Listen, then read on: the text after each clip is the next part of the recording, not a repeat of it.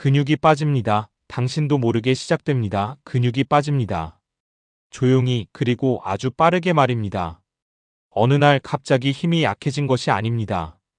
계단이 조금 더 힘들어지고 무거운 물건을 드는 것이 버거워지고 의자에서 일어날 때 한 번 더 힘을 줘야 하는 순간 이미 우리 몸에서는 근육 감소가 시작되고 있습니다. 안녕하세요. 여러분의 건강한 노후를 함께 만드는 채널 건강한 노후길입니다. 영상이 도움이 되신다면 지금 구독과 좋아요로 함께 해주세요. 여러분의 작은 응원이 더 정확하고 꼭 필요한 건강 정보를 만드는 큰 힘이 됩니다. 많은 분들이 이렇게 말합니다. 나이 들면 원래 근육 빠지는 거 아니야? 하지만 문제는 조금이 아니라 생각보다 많이 빠진다는 데 있습니다. 우리 몸의 근육은 40대 이후부터 매년 조금씩 감소하기 시작합니다. 특히 60대 이후에는 그 속도가 더 빨라집니다. 운동을 하지 않으면 1년에 1% 이상 줄어들 수 있고 아무 관리 없이 10년이 지나면 눈에 띄게 체력이 달라집니다. 근육이 줄어들면 단순히 힘이 약해지는 것만이 아닙니다. 균형 감각이 떨어지고 낙상 위험이 높아지며 혈당 조절 능력도 나빠집니다. 근육은 단순한 힘이 아니라 우리 몸의 혈당을 저장하고 태우는 중요한 기관이기 때문입니다. 특히 허벅지 근육은 생명 근육이라고 불립니다. 몸 전체 근육의 큰 비율을 차지하고 걷기와 균형을 담당하는 핵심 근육이기 때문입니다.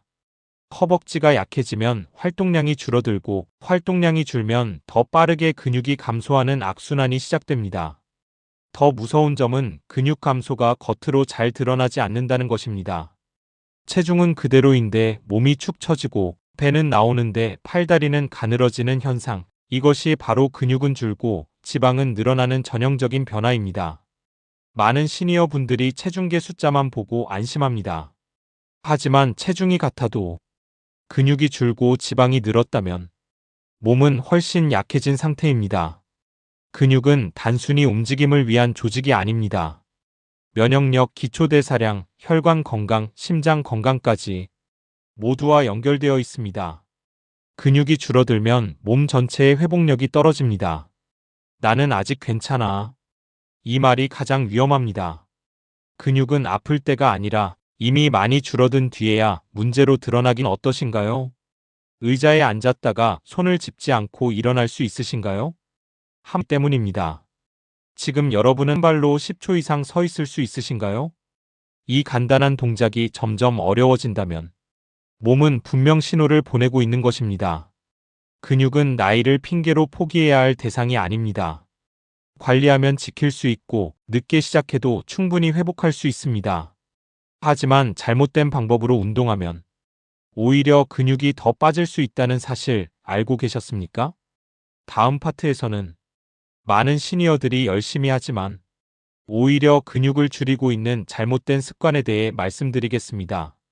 당신의 운동, 오히려 근육을 빠지게 합니다. 나는 매일 운동해요. 걷기도 자주 하고요. 근육 빠질 걱정 없어요. 하지만 놀라운 사실은 이런 분들 중에서도 근육이 빠지고 있는 경우가 많다는 것입니다. 왜 그럴까요? 바로 잘못된 운동 방식 때문입니다. 많은 시니어 분들이 걷기만으로 충분하다고 생각합니다.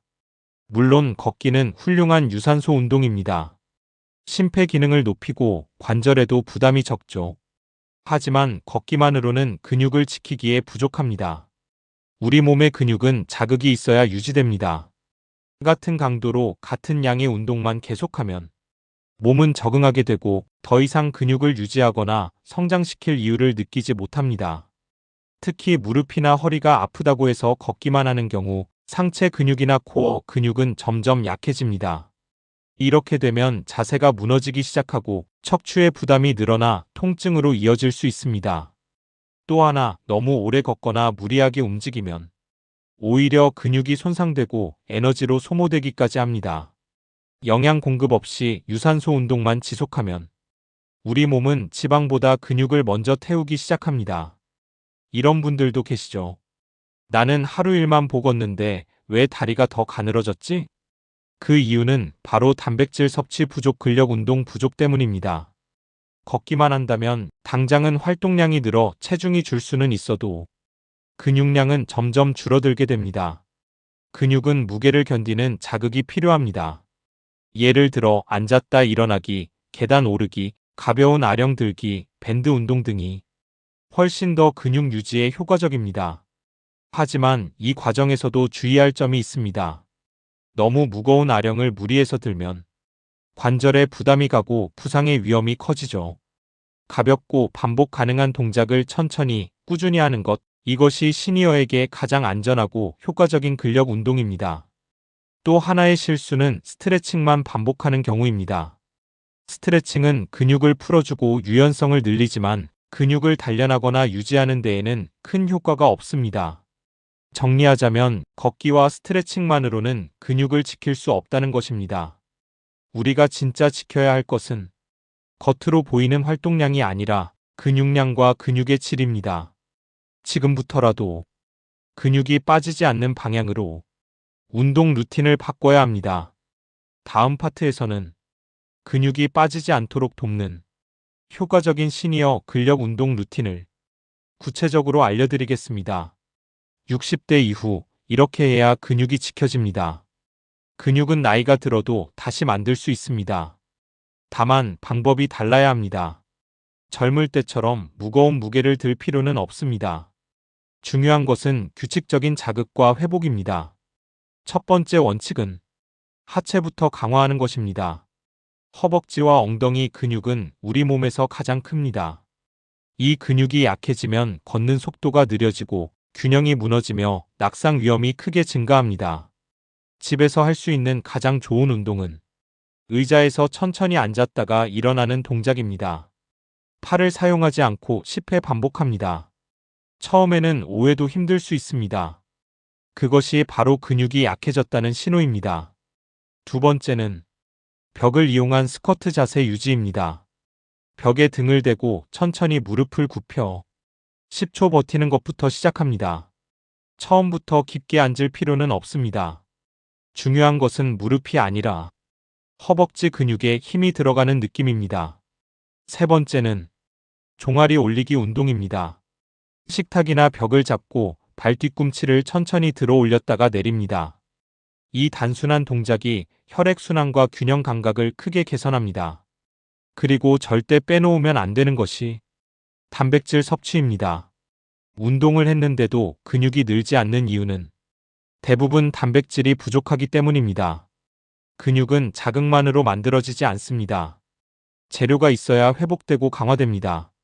하루 3끼 중 최소 2끼에는 단백질 식품이 포함되어야 합니다. 두부, 달걀, 생선, 콩, 살코기 등 소화가 잘 되는 음식 위주로 선택하십시오. 특히 아침 식사를 거르면 근육 손실 속도가 빨라질 수 있습니다. 밤사이 우리 몸은 이미 에너지를 사용했습니다. 아침 단백질은 근육을 지키는 첫 번째 방어선입니다. 또 하나 중요한 점은 운동 후 30분 이내 영양 보충입니다. 이 시간은 근육 회복이 가장 활발하게 일어나는 시기입니다. 많은 분들이 운동은 하지만 식사는 대충 하거나 줄여버립니다. 그 결과는 역설적으로 근육 감소입니다. 근육은 나이와 싸우는 가장 강력한 무기입니다. 약이 아니라 매일의 작은 근력 운동이 10년 후의 건강을 결정합니다. 다음 파트에서는 근육이 빠지기 시작하면 우리 몸에 어떤 위험이 연쇄적으로 일어나는지 더 구체적으로 말씀드리겠습니다. 근육이 빠지면 병이 따라옵니다. 근육이 빠지면 단순히 힘이 약해지는 것이 아닙니다. 그 뒤에는 더 큰 변화가 기다리고 있습니다. 첫 번째 변화는 혈당 조절 능력 저하입니다. 근육은 우리 몸에서 가장 큰 당 저장 창고입니다. 식사를 하면 혈액 속에 포도당이 늘어나는데 이 포도당을 가장 많이 흡수하는 곳이 바로 근육입니다. 근육이 줄어들면 혈당을 처리할 공간이 줄어듭니다. 그 결과 혈당이 쉽게 올라가고 당뇨병 위험이 높아집니다. 두 번째는 기초대사량 감소입니다. 가만히 있어도 소비되는 에너지의 상당 부분이 근육에서 사용됩니다. 근육이 줄어들면 같은 양을 먹어도 살이 더 쉽게 찌게 됩니다. 그래서 나이가 들수록 먹는 양은 그대로인데 배만 나온다는 말이 나옵니다. 이것은 의지의 문제가 아니라 근육 감소의 결과일 수 있습니다. 세 번째는 낙상 위험 증가입니다. 특히 허벅지와 엉덩이 근육이 약해지면 균형을 잃기 쉽습니다. 한 번의 낙상은 단순 골절로 끝나지 않습니다. 활동량이 급격히 줄고 그로 인해 근육이 더 빠지는 악순환이 시작됩니다. 병원에 입원하는 순간 근육 감소는 더 빨라집니다. 일주일만 누워 있어도 근육은 눈에 띄게 줄어듭니다. 그래서 수술이나 입원 후 갑자기 기력이 떨어졌다고 느끼는 것입니다. 사실은 근육이 줄어든 것입니다. 네 번째는 면역력 저하입니다. 근육은 면역 물질과도 깊이 연결되어 있습니다. 근육이 건강해야 염증 반응이 안정되고 회복 속도도 빨라집니다. 근육이 약해지면 감기 하나도 오래가고 상처 회복도 더딜 수 있습니다. 다섯 번째는 자신감 감소와 우울감입니다. 몸이 약해지면 자연스럽게 활동이 줄어듭니다. 외출이 줄고 사람을 만나는 일이 줄어들며 심리적인 위축이 시작됩니다. 결국 근육 감소는 신체 문제를 넘어 삶의 질 전체에 영향을 미칩니다. 하지만 다행인 점은 근육은 배신하지 않는 조직이라는 것입니다. 자극을 주면 반응하고 영양을 공급하면 지키는 하루 루틴을 정리해 드리겠습니다. 오늘부터 시작하는 근육 지키는 하루 루틴. 근육은 특별한 사람이 지키는 것이 아닙니다. 매일의 작은 습관이 만드는 회복합니다. 아직 늦지 않았습니다. 지금부터라도 관리하면 충분히 되돌릴 수 있습니다. 다음 마지막 파트에서는 오늘부터 바로 실천할 수 있는 근육을 결과입니다. 지금부터 말씀드리는 이 루틴만 지켜도 10년 후에 몸이 달라질 수 있습니다. 아침에 일어나면 가장 먼저 물 한 컵을 마시십시오. 밤사이 부족해진 수분을 보충하면 근육과 혈액순환이 깨어납니다. 그 다음 의자에서 10회 앉았다 일어나기를 해보십시오. 처음에는 힘들 수 있습니다. 하지만 매일 반복하면 허벅지 근육은 분명히 달라집니다. 아침 식사는 거르지 마십시오. 달걀 1개, 두부 1조각, 콩 1숟가락이라도 좋습니다. 근육은 아침 단백질을 기다리고 있습니다. 낮에는 2~30분 정도 걷되 속도를 조금 빠르게 해보십시오. 숨이 약간 찰 정도가 좋습니다. 그리고 중간에 계단 오르기를 1~2층만 추가해 보십시오. 이 작은 차이가 근육을 지키는 자극이 됩니다. 저녁에는 벽을 잡고 종아리 올리기 15회씩 3세트, 그리고 벽에 기대어 10초 버티기 3번. 이 간단한 동작이 균형과 하체 힘을 유지해 줍니다. 중요한 것은 무리하지 않는 것입니다. 하루에 1시간씩 하는 것보다 매일 10분이 훨씬 효과적입니다. 또 한 가지, 체중계 숫자에만 집착하지 마십시오. 몸무게보다 중요한 것은 근육을 유지하고 있는가입니다. 단백질은 하루에 꾸준히 나누어 섭취하고 물은 충분히 마시며 수면은 최소 6~7시간 유지하십시오. 잠을 자는 동안 근육은 회복됩니다. 오늘 시작하면 3개월 뒤 몸이 가벼워지고 6개월 뒤 계단이 편해지며 1년 뒤 주변에서 요즘 더 건강해 보인다는 말을 듣게 될 것입니다. 근육은 나이를 이기는 가장 확실한 방법입니다. 약보다 강하고 보약보다 오래갑니다.